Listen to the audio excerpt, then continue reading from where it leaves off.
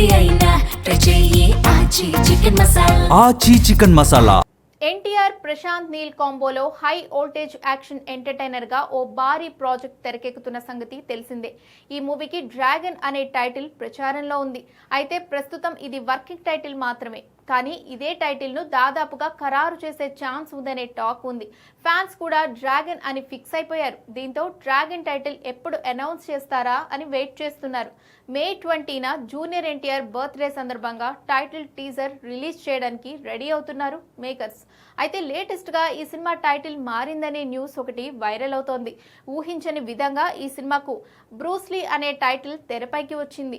ఒకవేళ ఇదే నిజమైతే ఇది షాకింగ్ టైటిల్ అనే చెప్పాలి. ఎందుకంటే ఇదే టైటిల్ తో రామ్ చరణ్ ఓ సినిమా చేశాడు. శ్రీను వైట్ల దర్శకత్వంలో దశాబ్ద కాలం క్రితం వచ్చిన బ్రూస్లీ ది ఫైటర్ సినిమా ఆశించిన స్థాయిలో ఆకట్టుకోలేకపోయింది. ఇప్పుడు ఇదే టైటిల్ ఎన్టీఆర్ నీల్ సినిమాకు వినిపించడం హాట్ టాపిక్ గా మారింది. అయితే ఈ వార్తల్లో ఎంతవరకు నిజముందనే విషయంలో మేకర్స్ నుంచి క్లారిటీ రావాల్సి ఉంది. కానీ ఈ సినిమా కోసం ఎన్టీఆర్ చాలా వెయిట్ లాస్ అయ్యాడు. లీన్ లుక్ లో దర్శనమిస్తున్నాడు. ఈ నేపథ్యంలో బ్రూస్లీ టైటిల్ నిజమేనా అనే సందేహాలు రాకమానదు.